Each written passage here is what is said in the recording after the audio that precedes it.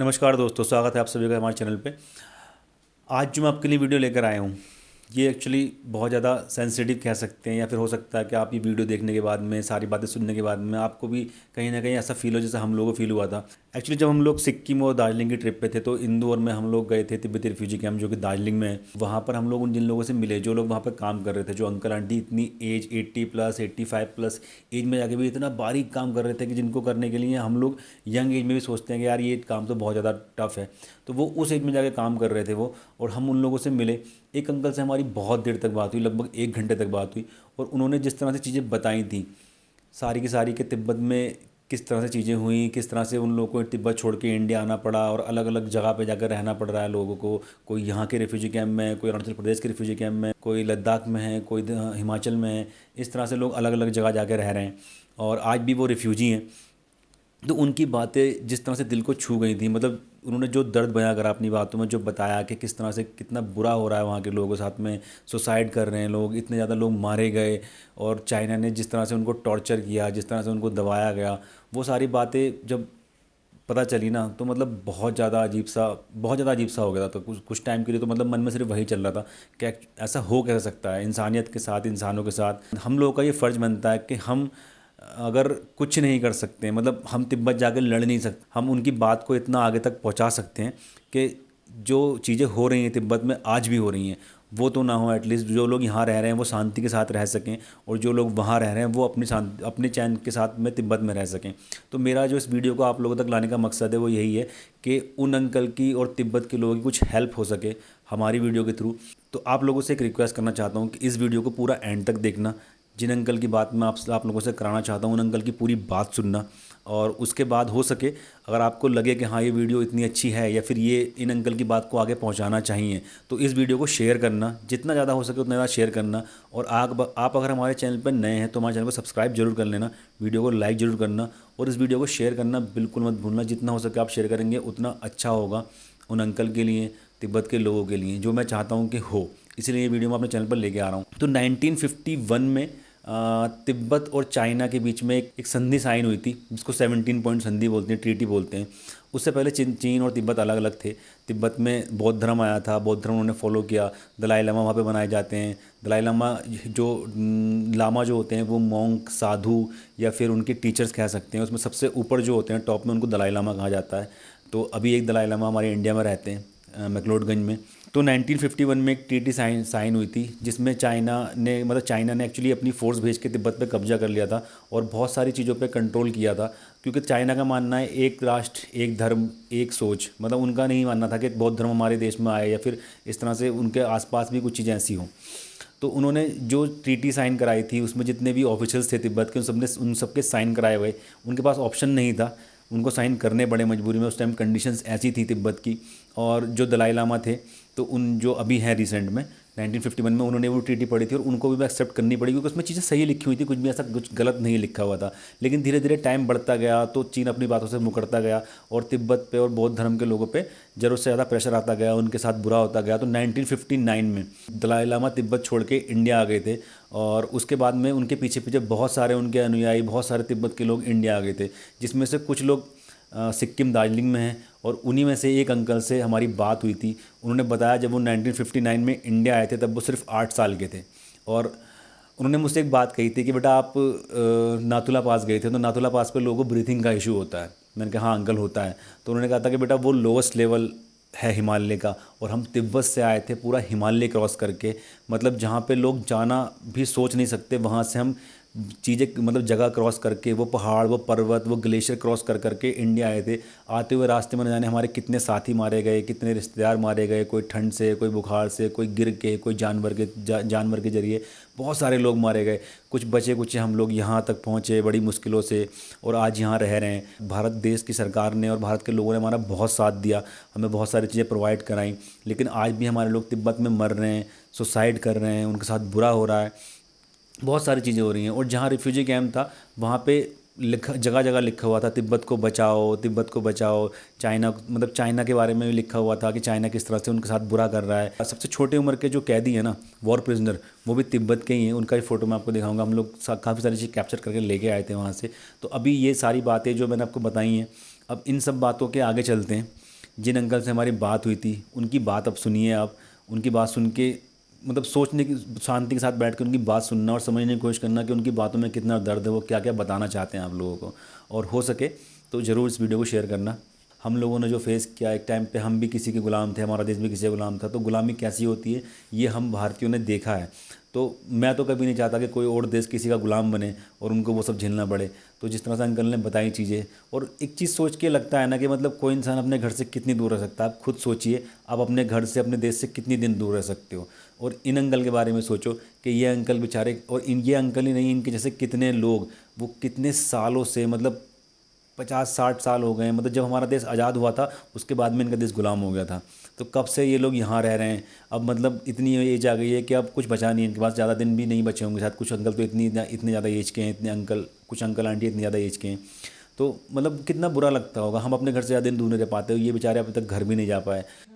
यहाँ पे लिखा है बचाओ बचाओ तिब्बत को बचाओ। ये तिब्बत का फ्लैग है आई थिंक। ये भारत और चीन के बीच में तिब्बत है। हाँ। ये एक छोटा देश नहीं है, चाहे नेपाल है, भूटान जैसे है। 2.5 million square kilometre roof of the world. Okay. वो सब हिमालय से घिरा हुआ है। हाँ, पूरा हिमालय रेंज से हाँ। घिरा हुआ है। क्योंकि जो अंग्रेज यहाँ आना बहुत मुश्किल पड़ गया, जो इंडिया को तो कब्जे किया, हाँ। वहाँ आना बहुत मुश्किल हो गया उनके लिए। हाँ। क्योंकि अभी जो आप लोग सिक्किम में जाएंगे, क्या है, सिक्किम हुआ है। हाँ। आगे। हाँ। सिक्किम से आ रहे हैं जो दार्जिलिंग। आपका सिक्किम में जो नाथुला, हाँ, नाथुला गए थे। हाँ। हमने इसी का कुछ हिस्ट्री किसी को पता है? नहीं, किसी ने नहीं बताया। अब उधर जाके क्या फायदा है? इसका हाँ। हिस्ट्री होता है, हर एक चीज के पीछे एक हिस्ट्री होती इतिहास है। होता है। इतिहास होता है। लेकिन अब यहाँ का कुछ, ये जो है ये Nathula is the lowest range of the Himalaya. हमें पास हाँ, गिर जाएगा। हिमालय में सबसे लोअर रेंज है। लोअर रेंज है। हाँ, क्योंकि आपका जो अभी जो दिसंबर के बाद आपका जो अप्रैल मई तक आप उधर पहुंच नहीं सकता है। हाँ। उसी के बाद वो खुला रहता है। हाँ, सिर्फ बाग जब मेल हो जाता है ना। बिल्कुल बिल्कुल नहीं, आप कुछ सीख के जाए। बिल्कुल। नहीं तो अंकल मैं कोशिश करता हूँ। जाते हैं हाँ। और पूछने वाला हिंदुस्तान में बहुत कम है। अच्छा, नहीं बाकी वो हम तो आप पूछते हैं लोग का अंकल जी। आपका टाइम नहीं होता है। अगर अब हम साथ बात करेंगे ना, हाँ। लेकिन मैं पॉलिटिशियन नहीं हूँ। और तिब्बत और भारत चीन के बीच में हम आपको बताएगा। तो मतलब जैसे हम लोगों ने तो ये सुना है कि तिब्बत पहले भारत का एक पार्ट था। नहीं, ये तो झूठ है। अच्छा। मैं सच बोलेगा। हाँ। मैं कभी झूठ नहीं बोलता है। हाँ। और चीन भी बोलता है ना, हाँ। तिब्बत वो चीन का है। हाँ, चीन बोलता है अब तो। अब भारत का है तो अब उसको साथ टकराओ। अभी क्या हो रहा है आपका, जो भारत का चीन का साथ विश्वास टूट गया ना। आपका अभी 21 सेंचुरी है, आपको सब कुछ मालूम हो जाए। आपका रिसर्च करने से आपका फायदा है। बिल्कुल। चीन तिब्बत में नहीं रह सकता है। वर्ल्ड का आपका टॉप ऑफ द वर्ल्ड। हाँ, क्योंकि जहाँ हम लोग खाते हैं वो चीन भी नहीं खाना पसेगा और इंडिया को भी नहीं बचेगा। हाँ, अब इसीलिए जो भारत ने बहुत चीन को विश्वास करके मदद किया, तिब्बत खा लिया। आफ्टर 1962 में चीनी हिंदी बाबर और वे अंदर घुस गया, सत्यानाश हो गया। अब चीन को विश्वास नहीं कर सकते। बिल्कुल। कम्युनिस्ट चीन, हाँ, कम्युनिस्ट पार्टी है। हाँ, हम सबको नहीं बोलते हैं। कम्युनिस्ट। हाँ, उन लोग भी भारत जैसा आज़ादी रहना चाहते हैं, लेकिन कंट्रोल में है, डिक्टेटर्स। तो अभी आप कब आए थे, मतलब इंडिया कब आए थे आप तिब्बत से? उसी समय तो मैं 8 साल के थे। 8 साल के थे आप? 1959 हिमालय क्रॉस करके आए हैं। बहुत मुश्किल है आपका। याद आती होगी आप पहले घर की? याद आते, जो हम उसी समय 8 साल के थे तिब्बत में, जो हमारे पैदा हुआ लासा में, जो हम सोचते हैं उसी समय हम सिर्फ दुनिया में हम लोग है, कोई दूसरा नहीं देखता। बाद में यहाँ से इंडिया से जो ये ब्रिटिश लोग आए हैं और आपका नेपाल से आते हैं। हाँ। फिर कोई दूसरा भी देश है। बिल्कुल। अगर इंडिया में जो पहला तिब्बत में बोलते हैं, हम लोग बोलते हैं ब्रिटिश। हमने यूरो अमेरिका सबको ब्रिटिश नहीं, चाहे आ गया तो नींद खोल गया। कितना डिफरेंस है। अंकल आपकी कितनी एज होगी अभी? ना, मेरा 74। और 8 साल की उम्र में आप आ गए थे। हाँ, लासा में थे आप। लासा सिटी है ना तिब्बत की, capital of Tibet. Capital of Tibet. इसलिए मैं बहुत लकी हूँ। मेरा पेरेंट्स को थोड़ा रूट जो भारत आने जाने के लिए रूट थोड़ा जानते हैं। अच्छा, क्योंकि जो भारत और तिब्बत में उसी समय आपका थोड़ा ट्रेड होता है। ट्रेड होता था, सिल्क रोड का ट्रेड। हाँ, सिल्क रोड। हाँ, हाँ, उसी में जो नाथुला रेंज जो है लोअर, नहीं तो दूसरे को किसी को मालूम नहीं। जो तिब्बती लोग जो पार करते हैं ना, हाँ, कोई लोग बहुत ऊंचा से 1000 लोग मर गए। गिर जाते होंगे, फिर नहीं, बर्फ से गिर नहीं, जा। नहीं। अब इतना ठंड हमारे कोई आपका कुछ भी नहीं ले सकता। अपना जान बच के आए ना। जो इंडिया आ गया हमको, हम लोग कुछ नहीं देते। जो हम स्कूल पढ़ते हैं ना, जो 1959 में, जो मेरा जो ऐसा बहुत लंबा चीज है, उसी समय जो हम लोग बता में घूम रहे हैं, हम ना भाषा जानते हैं ना पैसा है। बिल्कुल। जो लोग बोलते हैं जंगली। हाँ, हाँ, उसी समय 1 साल का बाद 15 अगस्त हो गया था। हाँ, हमारी जो मार्च पास हुआ था, ये गांधी रोड, बिल्कुल, ये शिमला में। वहाँ गया था। अच्छा। लोग शौक हो गया, अरे इतना लोग बाहर से आए हैं, इतना वो जो मार्च पास खेलते हैं, सब कुछ होते हैं। अब सीखेगा तो सब लोग को सीखेगा, सीख जाएगा। हम इंसान है। बिल्कुल, सभी इंसान हाँ, हैं। नहीं इंसान होता है तो नहीं। अब ऐसा नहीं है। अभी जिंदगी क्या है आपका, चीटिंग वर्ल्ड। पहले ऐसा हाँ, नहीं है, पहले हम चीटिंग सब नहीं होता था। ईमानदार होता है। अब एक दूसरे को विश्वास कर सकते हैं। अभी नहीं है। अभी नहीं है, अभी तो खत्म हो गया है हाँ, लगभग। अभी जो इंसान का एक दूसरे को खून चूस रहा है। बिल्कुल। अभी आपका कुछ ना आपका नॉलेज ऑफ वूल है। सब आप अभी दार्जिलिंग में है। Darjeeling is famous for T. अब जाए तो हम मिलेगा।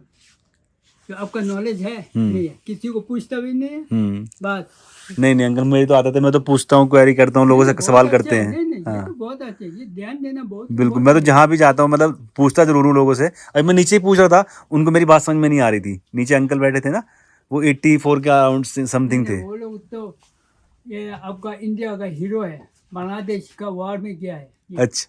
हाँ, आपका इसका बारे में कुछ पता नहीं है। अच्छा। कितने लोग को क्या है, क्यों इंडिया में रह रहा है। हाँ, ये बहुत इम्पोर्टेंट है। तो मतलब आप अभी चीन जो आगे नहीं बढ़ सकता है जब तक इंडिया में तिब्बती और दलाई लामा जी होगा ना, बहुत मुश्किल। और उसके बाद क्या होगा? तो दलाई लामा जी वो तो इंडिया में ही है। नहीं, हाँ, धर्मशाला में है ना अभी तो, आई थिंक मैक्लोडगंज मैक्लोडगंज में है। लेकिन सब दुनिया में आपका परमानेंट नहीं है ना। हाँ, जाना सबको है एक दिन। हाँ, और उसके बाद क्या होगा? उसके बाद क्या होगा? तो आप लोग इंडिया आए कैसे, मतलब? ये तो क्रॉस करके, बॉर्डर क्रॉस करके, पैदल कोई पैदल। ना, हमारे उसी समय हिमालय क्रॉस करके। तो ऐसा क्या हुआ तिब्बत में भी आपको यहाँ आना पड़ा? अरे देखो, हम लोग 60 साल का, अभी आपको आपसे आप छोड़ो, आपको दादा दादी को भी पता नहीं है। हाँ, क्योंकि चीन ने हमारे देश को आक्रमण किया है। हम लोग जो खाना पीना भूख से नहीं आए हैं, चीन लोग ने हमारे रहना जीना हराम करते हैं। तो अगर हम कुछ अच्छा कर सकते हैं, इस वीडियो को शेयर करके इनकी हेल्प कर सकते हैं, तो ज़रूर करने की कोशिश कीजिएगा। तो इस वीडियो में इतना ही, मिलते हैं आपको नेक्स्ट वीडियो में। तब तक के लिए अपना ध्यान रखिए और हमारे चैनल को सब्सक्राइब और लाइक जरूर कीजिएगा वीडियोज़ को।